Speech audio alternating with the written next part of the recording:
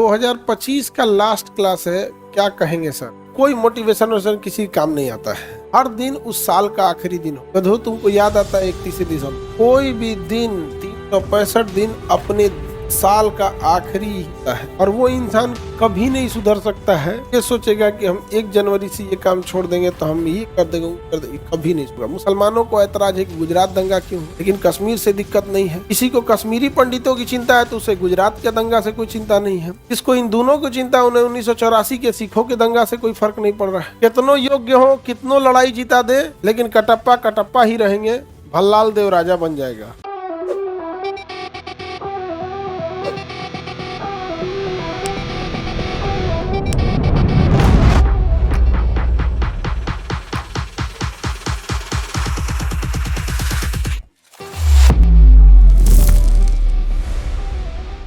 दौरा के चोटिया के गाड़ी चढ़ा दी कोना के ऊपर, नहीं समझ गया? जैसे बालू माफिया करता है। राजस्थान वगैरह अरावली पहाड़ काट रहा है, कोनो जाएंगे ना डीएम एसडीएम रोकने के लिए, तो पहाड़ के पास तो कोई मिलेगा नहीं। चारों ओर से ट्रैक्टर वैक्टर लेके रास्ता रोक देंगे, से चढ़ा उड़ा के मार देता है। हाँ, और वहां पर रहबे करता है सब। पेंट का घोला बनाएगा, फर्स्ट क्लास है, वो गढ़ा खोदेगा, उनमें डाल के पैक कर देगा। एक का मसाला बना के कंक्रीट मार देता है। ऐसा बहुत खतरनाक चीज है। 2025 का लास्ट क्लास है। क्या कहेंगे सर? देखिए, ऐसा कोई मोटिवेशन वोशन किसी काम नहीं आता है। समझ में आ गया? कहने की बात है, आपकी माँ आपका ख्याल रखती है किसी मोटिवेशन की वजह से नहीं। समझ में आ गया? आप अपने पिताजी की इज्जत करते हैं किसी मोटिवेशन से नहीं। ये सब चीजें कहने के लिए हर दिन उस साल का आखिरी दिन हो, कदो तुमको याद आता है 31 दिसंबर। कोई भी दिन 365 दिन अपने साल का आखिरी ही होता है क्या? और वो इंसान कभी नहीं सुधर सकता है। ये सोचेगा कि हम 1 जनवरी से ये काम छोड़ देंगे तो हम ये कर देंगे, वो कर देंगे, कभी नहीं। एक कहने के लिए बस इतना जरूर कहेंगे कि कोई वादा मत करना। समझा क्या? वादा करके तोड़ने से कहीं बेहतर है कि वादा ही ना करो। समझे? ये शांति से अपने काम पे ध्यान देना, कोई प्लानिंग वगैरह मत करना, अपने काम पे ध्यान देना है कि हमें ज्यादा से ज्यादा वर्क करना है। समझे? आप क्या करते हो? प्लानिंग करते हो, ये वाला काम करना है, ऐसे हो जाएगा, ये ऐसे हो जाएगा। यहाँ नहीं भैया, इस टाइम पे तुम्हें क्या करना है, काम करना, काम पे focus. Sir, supreme court rapist को वापस जेल में डाल दिया, बहुत अच्छा हुआ। हम लोग हल्ला कर दिए थे, पूरी इंडिया मिलके हल्ला कर दी थी, नहीं समझ में आ गया?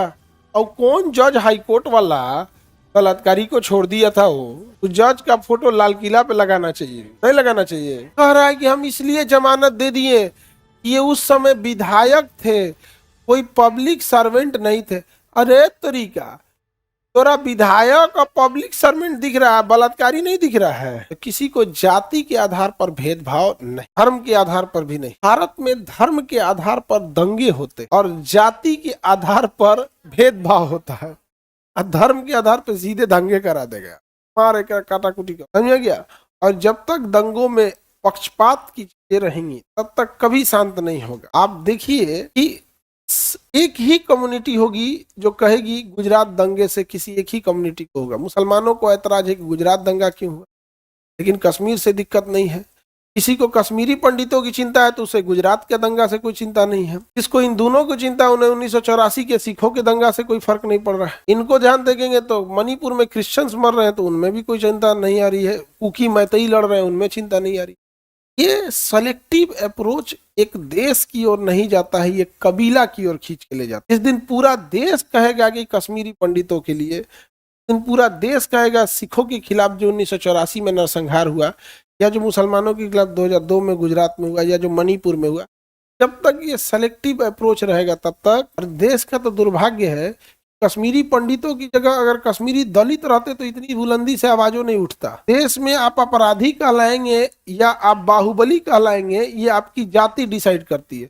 10 लोगों को मार दिए, मर्डर करके लूट लिए, और अगर छोटे जाति के हैं तो अपराधी। 10 लोगों को मार दिए, लूट उठ लिए, बड़ जात के हैं तो बाहुबली। बाहुबली, नहीं समझ आ गया? ये डिसाइड करता है। समझ में आ गया? क्योंकि किसी के नसीब में भारत में है कि कटप्पा ही लिखा है। कितनों योग्य हो, कितनों लड़ाई जीता दे, लेकिन कटप्पा कटप्पा ही रहेंगे। भल्लाल देव राजा बन जाएगा। ये इस देश का बहुत कठोर सत्य है। छोटी जातियां इसकी पिस जाती हैं और वो हमेशा पिसते रहेंगे, क्योंकि छोटी जातियों ने अपना एक रहनुमा नेता चुना है। वो नेता इनको ऐसे बटोर के ले जाता है, चल चल चल बड़ा अच्छा काम करेंगे, बटोर के लाता है। अपने को मंत्री पद, अब कुछ कुछ पद ले लेता है, कहता ठीक है सबको, अरे छोड़िए ऐसे ही हो गया। अब कभी नहीं सुधरेंगे वो। अब जाके उन्हें समझाइएगा तो आपकी बात सुनेंगे, आपका हम यहाँ भी मिलाएंगे। आपके जैला के बाद फिर वो अपने वाला करेगा, हाँ अपन जाति छोड़ के हम जाते, जाओ भाई तुम वही रहो, उनमें नहीं करता है। ये होता है उनकी हालत। संविधान में आर्टिकल 15 में है जाति धर्म के आधार पर भेदभाव नहीं हो। हम कब तक एक दूसरे मतलब ये लड़ते रहेंगे? बात सबकी उठनी चाहिए। चाहे कश्मीरी पंडितों को मारा गया, चाहे गुजरात के अहमदाबाद में हुआ या मणिपुर में हुआ, 1984 में सिखों को मारा गया, सब में हमने मानवता नांग दिया था। और भीड़ कितनी खतरनाक होती है, कितनी भी खतरनाक। आप कल्पना कीजिए कि आप में किसी एक इंसान को कहा जाए फला आदमी का घर जला दो, किसी की हिम्मत नहीं होगी कि उसका घर जला दो। चाहे मुस्लिम हो, हिंदू हो, सिख हो, जैन हो, ऊंचे जात हो, नीचे जात हो, कोई फर्क ही नहीं पड़ता है, आप कभी नहीं कर सकते। लेकिन जब एक भीड़ आएगी ना, घर का क्या पूरा मोहल्ला जला के रख। देश की समस्या पागल भीड़ है, वो क्या बोलेगी, क्या करवाएगी। इसका एक सॉफ्ट एग्जांपल बिहार की भीड़ ने प्रधानमंत्री नरेंद्र मोदी से अरबा चावल उसना चावल का हवा दिया। जब भीड़ पगला जाएगी ना तो कुछ कर देगी। इस प्रधानमंत्री से आपको पूछना चाहिए था बड़ा सवाल, इंडस्ट्रियलाइजेशन कब होगा, इन्वेस्टमेंट कैसे होगा, अर्बन डेवलपमेंट कैसे होगा, स्मार्ट सिटी कहाँ गया, से आप बुलवा रहे हैं अरवा चावल और उसना चावल। यही प्रधानमंत्री ये बात गुजरात में बोलेंगे ना तो गुजरात का आदमी कहेगा हम वोट दिए थे इसी काम के लिए, अरवा उसना चावल लेंगे। अरे हम तो बिहार के लोगों से कहते हैं तोरा चावले मांगना था तो बासमती मांगा रहता रे, तोरा चावले मांगना था तो बासमती मांगा रहता, कम से कम ओकरे तो मांग, कटोरे रख ले तो कम से कम बढ़िया मांग भाई।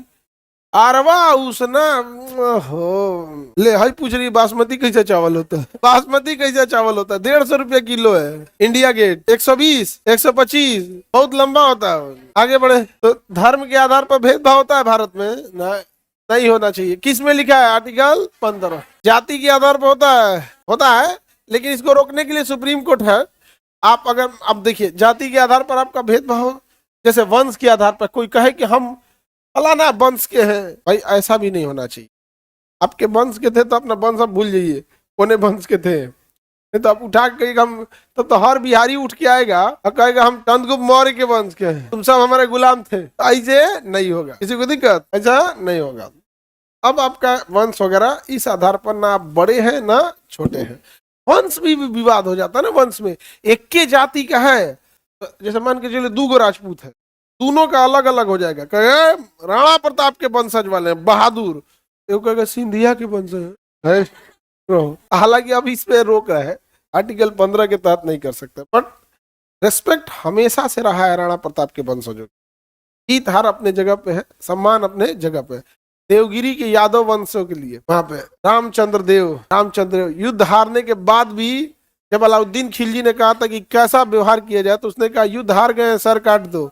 अब बहस क्या कर रहे हो, युद्ध हार चुके हैं। अलाउद्दीन खिलजी हिल गया, यार ये आदमी कैसा है, समझा गया। तो यादव वंश के उन शासकों के लिए हमेशा से सम्मान रहेगा। मौत सामने खड़ी थी, कहा कि लेट मत करो, हम युद्ध हार गए हैं। यहाँ पर ये होता है ना कि लगता है कि वहां पर है, समझा गया। आइयो गया था यादव जी से लड़ने, अलाउद्दीन खिलजी